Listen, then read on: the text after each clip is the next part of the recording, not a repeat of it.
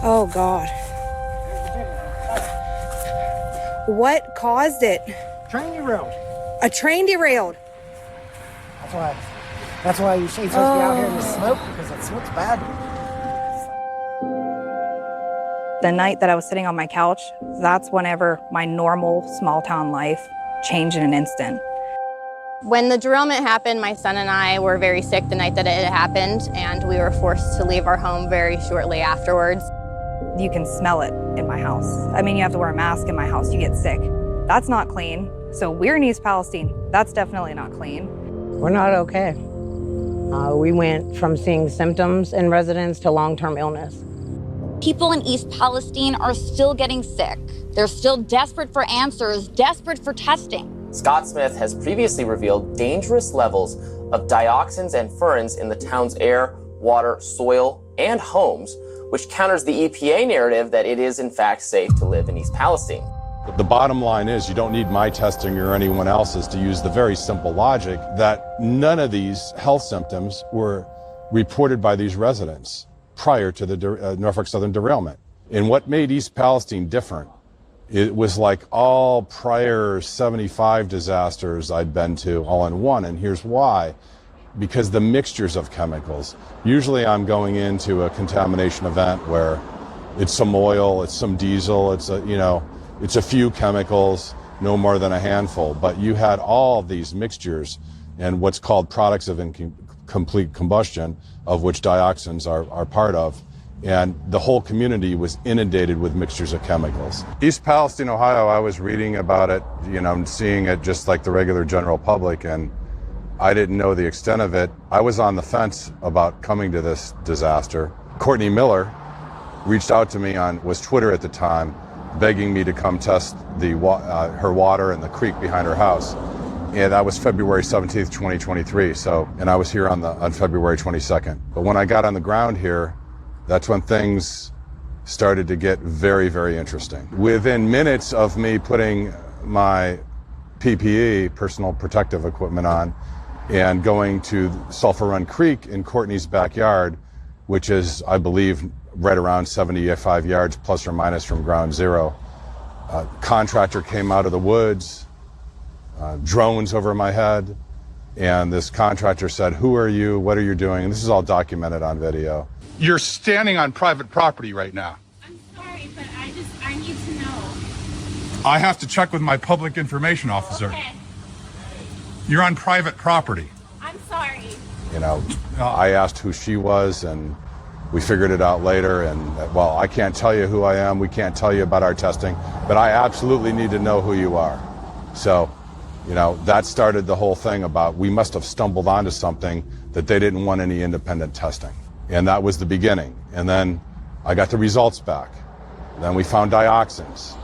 We found a whole host of other cancer-causing chemicals. You hear people talk about PAHs. What do you see when you see dioxin levels in a place like this that maybe the average person does not? Dioxins are pretty much forever chemicals. They build up in your body. They don't go away. They increase what's called the body burden in your exposure. And what made East Palestine different, it was like all prior 75 disasters I'd been to all in one, and here's why. Because the mixtures of chemicals. Usually I'm going into a contamination event where it's some oil, it's some diesel, it's a few chemicals, no more than a handful. But you had all of these mixtures and what's called products of incomplete combustion, of which dioxins are part of. And the whole community was inundated with mixtures of chemicals.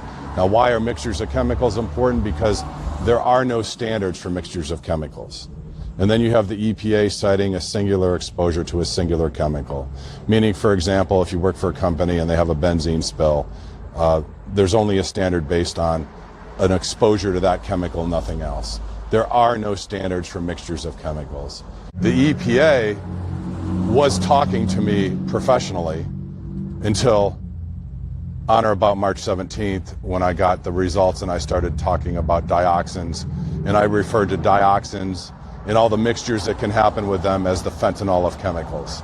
I do a national news story on March 17th. On March 20th, it turns out that the EPA was searching for all my private information, where I was, where I lived, what I was doing, and that's when their surveillance started with me.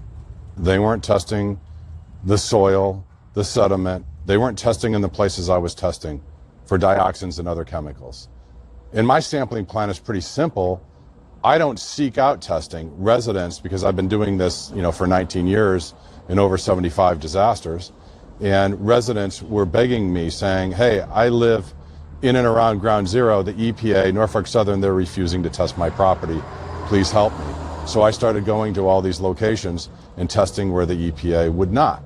And I think the threat is, because I have the expression, you can't find what you don't look for, and I was sampling in sites they didn't want to go near.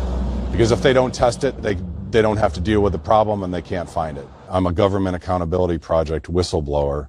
If it weren't for Leslie Pacey and the Government Accountability Project, I probably wouldn't have been able to continue this work and with other communities, because they had surrounded me with a legal team when Norfolk Southern was subpoenaing me in my driveway, trying to intimidate me. They reached out and we fought and preserved my constitutional rights. One of the problems we really have, and I have the proof of all this, is what I call the incestuous revolving door.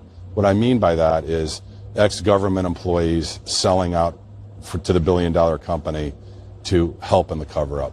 Prime example of that is ex-EPA attorney Davina Pujara, who actually signed the subpoena in my driveway. She actually sold out and went to work for Norfolk Southern, for their law firm, and started the campaign. Forget about me. It's about the community. How does she look herself in the mirror, making the money she's making? Is it really worth it? Is it really worth it to her soul to sell this community out and be part of the cover-up? Whistleblowers have been coming out of the woodwork. I want to make it very clear. The government agencies, whether it's the EPA and the other agencies, over 90% of the people that work there are really good human beings. I hear from them and reach out. They're scared and they're intimidated, and that's why they come to me anonymously. There's a lot more coming out. And it's only a small fraction of the people that rise to the top that sell out the taxpayers, sell their soul for to become part of the undue influence from the billion-dollar companies. And I want to say, for anybody seeing this, if you are a whistleblower, you can remain anonymous, and Government Accountability Project will protect you. Absolutely. I'm built differently than a lot of people. When a billion-dollar company like Norfolk Southern subpoenas me in my driveway, that makes my day. When the class action attorneys hire a PR firm to go after me, it makes my day. When the EPA comes up with the smear and the defamation campaign, it just motivates me that much more. I don't go looking for trouble, but once they come at me, I'll go at full force and I'll never stop until the truth comes out. The surveillance on me, I expected it. The surveillance on the impacted residents, I'm more upset about that. This is the government that's supposed to protect. Something's just wrong.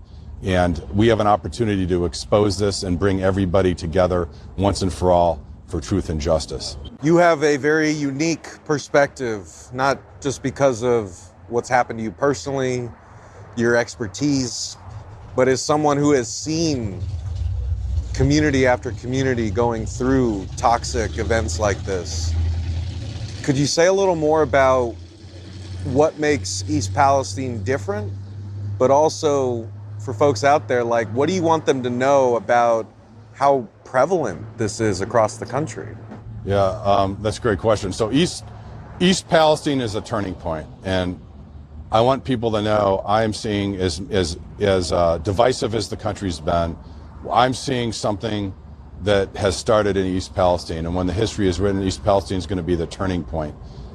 Communities all over the country are coming together, chemically impacted communities. All races, all walks of life, all political leanings. People are coming together because they've had enough of the corruption and the cover-up in the same playbook of cover-up coming from the government, from the EPA, from the agencies, and the undue influence. And that's what I am very hopeful about, because it's all being exposed. And what you see is with East Palestine is an unprecedented. It's like all 75 disasters I've been in one. Why? Because of the bombardment and the mixtures of chemicals.